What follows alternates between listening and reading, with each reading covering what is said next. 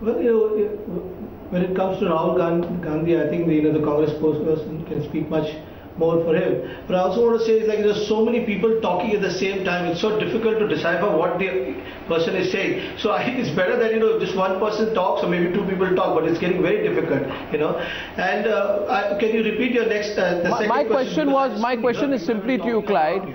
That do you believe that now with the with defeat after defeat behind the Congress party, that parties like the NCP will continue to rally with the Congress?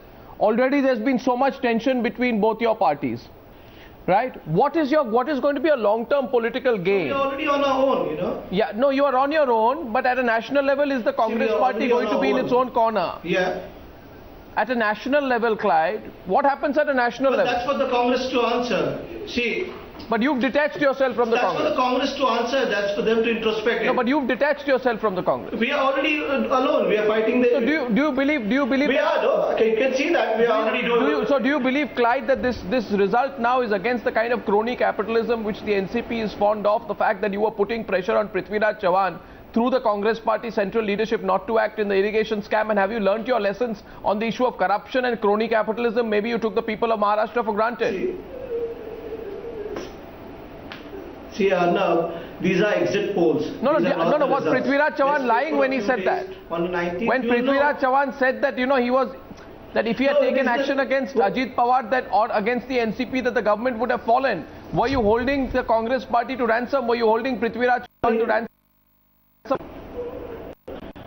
Absolutely not. Absolutely not. You say he said something. Then the press also says that he's denied what he says. So I guess he knows best. But we've not pressurized anybody, nor we are into all that. So what are your lessons right now as you sink to the lowest? I just want to just think. What are the Congress and the NCP going to do? Both these parties sink to their lowest ever performance in Maharashtra. You can't sink lower than this. What are you going to do? Cling on to each other, break away, learn your lessons, or what?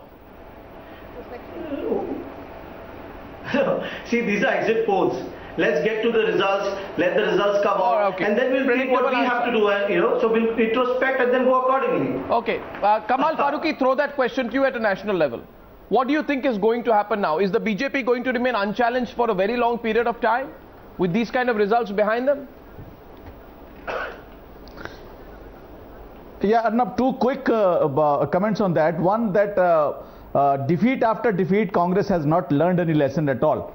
So this is one thing. Whereas Modi has learned a lesson from the by-polls. In fact, they tried to use the apart from they left around aside the development plank, and they went into the communal plank, and they were totally disseminated in the by-polls. In fact, so Modi corrected the whole thing again, and he went again to the development agenda. So there are two lessons. One for the Congress, that if they do not learn any lesson, they will be totally disseminated. They have to bridge their gap with Sharad Pawar or Mamta or any other friendly party. Whereas for Modi ji, it is very important to understand that the country needs the development plank. They don't want a hatred plank. They don't want a Hindutva plank. They don't want the communal divide. They want everyone in the country wants that the country should develop, and there should be a communal harmony. I am happy that during this, both in Haryana and the Maharashtra, no communal face has found any place over there. But all of them were kept aside. But maybe you think it's a, you think we've been talking. No, Mr. Farooqi, we spoke about it. You think it's a permanent shift now?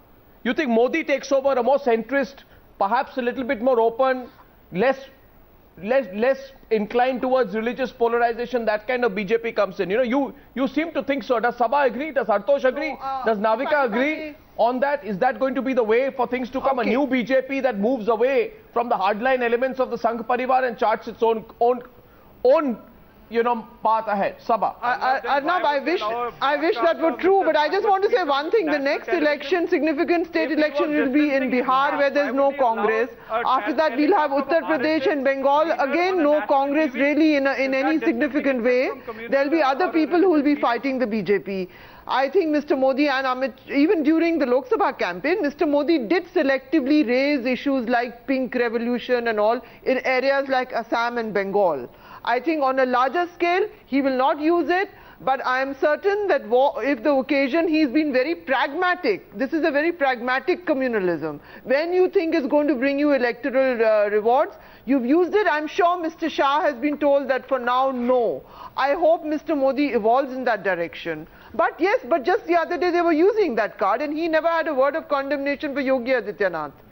You know, and but the miscalculation of the bypolls is something that the BJP has learned a lesson from. And as far as the BJP short run is concerned, the Bihar elections and the Jharkhand elections where they go in next, they're clearly going to avoid any communal polarization and they're going to stick to the development agenda. And why not? It seems to be paying for them. If you have Modi as the face and development as the agenda, it seems to be working. New BJP, younger regional satraps, all good. Congress party decimated. Is that really the rosy picture? No, I'm sorry. If Arnab, it's a younger, may I say something? Congress, you know, I've been BJP listening to this hands for a down. long time on this program, and I'm frankly very baffled with this. Will Modi tear himself away from the RSS? This country has put into the Prime Minister's seat a pracharak. Please understand that. He has civilizational differences with how this country has run for 60 years. He has those. Look, it is not just love jihad. It's the way but where he took on the RSS. He's taken on the VHP. He's taken on the RSS in Gujarat. Want to do that? Come on, please. Is Mr. Alag going to say here? Yeah, just going to carry on the same point again and again. No. Mr. Alag, are you saying that Mr. Modi is going to tear himself away from the organization? He has whenever they are, he has. Whenever the VHP for what reason? Are you in disowning Gujarat, the he RSS? has. Are you He disowning the RSS? He has taken on the RSS and the VHP in Gujarat. Please. Oh, come on, yeah, he has. Let's stick to the facts. Okay, no, He has. No, I think one minute. One minute. A man who thinks very differently has come to power. I'm not saying this combatively. I'm just saying we need to understand a man who thinks very differently has now come to be India's Prime Minister, and the consequences will follow. Nupur Sharma rebutting you. 3 minutes left into this debate. One RSS gives us ideological support and also back-end support as long as it's an NGO. Please allow me to complete. Please, Jaiveer, please allow me to complete. The examples are You don't start, sir. Your own netas were blamed in the Muzaffarnagar riots first. Please stop. We did not crown them. Oh, please. You had the special function to Allow crown me them. to... You're giving Z+ security Can I to come Mr. back to the Sangeet point? Kaur. Two, I think Mr. Modi made it amply clear before he went into Lok Sabha elections that he will run the country according to the Constitution of India. Yeah. Please tell me if By going on the development plank, I don't know what problem Jaiveer has, please tell me if going on the development plank is a problem, and please tell me anybody who's satisfied with the way the country has been running for the 7th decade now, into the 7th decade now, and still calling us young, that's why we are not developed. That's a lame excuse. I don't know what Jaiveer is talking about. Jaiveer, either you allow me to speak or you wait for me to finish and then speak, please. Let him speak, please. You know, you could don't run him over just because you're on a winning streak. Arnab, there is no question of Jaiveer, that. please. Okay, she has to answer. But that's what's happening. Voters are doing it to them. Number one, But Jaiveer is clutching at straws, you know, like, I mean, it's not right. Let him speak. Force feed RSS ideology through national TV. Number one. Number two, did you not crown your MLAs involved in riots? Number three, did you not set a new example by force feeding yourself on Teachers' Day? You know what? We can start a blame game by me asking you what have you done about 1984? Now you see, And did you not give a gift of love jihad instead of development? We've did you asked not about give that. the gift? We finished That with was that. not a political plan, by Jaiveer, the you're way. living Go in the back past. into We news. finished with that already. Exactly. What are you going to do? If you were so good, why are you not winning? Please answer me these four things. Mr. Shergill, that will take a longer time. Ms. Parulekar, we are hearing here that the possibility that the Shiv Sena may still be invited in a sort of a large magnanimous gesture. The BJP may say, come on, be with us, keep the alliance going, junior partner. Will you accept that? After all, Anand Gite is still in the cabinet. See, it is for our party president Uddhavji to decide what will be right at that moment. Open to it. We've always been their partners for the last... Swallow a lot of pride for that. It just depends what Uddhavji will decide to do. Can I also say that Mr. Modi said he never spoke a word against Shiv Sena because of his respect for Babas? No, I mean he's left the door open. Yeah. Everybody's left the door open. So what's the question? Okay, the longer term impact, you know, after this Jai and Nirja, I'd like to come to you on this. Longer term impact you're going to think on this in the coming state elections and national elections. If the BJP succeeds it's trying to go ahead and replicate this Ekla Chalo plan in Bengal, Odisha. Tamil Nadu, they might try and rope in Rajnikant. The game plan should be ideally for them in 2019 we get another majority on our own, because right now they have peaked in the states from where they've got the seats. So they need to develop an alternate catchment area, and that's what they would develop. So the whole BJP game has been since May, keep building the momentum through perception building events like Madison Square, through elections, through speeches, through campaigns. Made a very important point. He said the art of communication in this new politics is what the Congress is missing, and I think the BJP is. So you see, but art of communication that Modi has developed is not necessarily the art of communication that will always succeed. Absolutely. There is something called a fatigue point. There is something called overkill. I think what he has done the overkill campaign, and that campaign might succeed for a while. But we are talking at least of next 5 years, 4.5 years. And Congress has no communication plan, communication strategy. Fine, but the point is, this does not mean that this is the same strategy, continuous sloganeering, and all that will bring them between 2019. I don't think that will work. While I agree with him that BJP will go on the Ekla Chalo path now, having tasted blood, the other side, which is the now it's the BJP versus the rest. That rest will be forced to come together in alliances at the state level, maybe national level.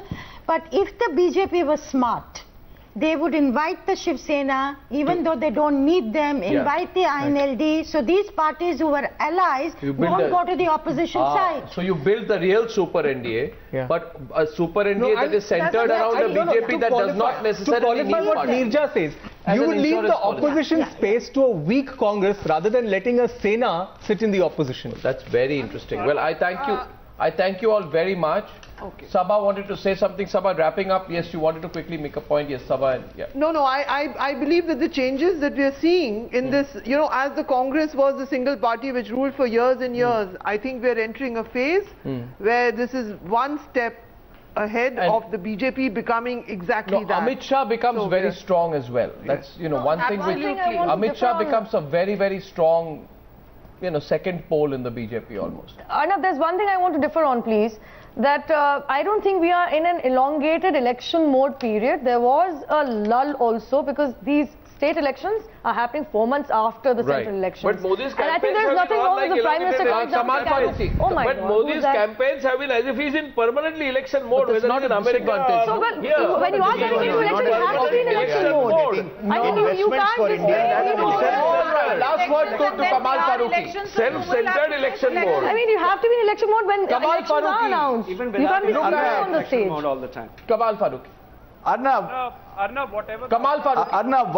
Arnab, while wishing Mr. Modi all the best, Arnab, while wishing Mr. Modi all the best, I feel very sorry about Congress. They are still trying to, not on the same plank, in fact. They are still not correcting themselves. There is no correction in Congress. I feel sorry for them, in fact. But course correction can't be done by somebody else. I thank you all very much for that very, very interesting chat on the News Hour tonight. This is Times Now.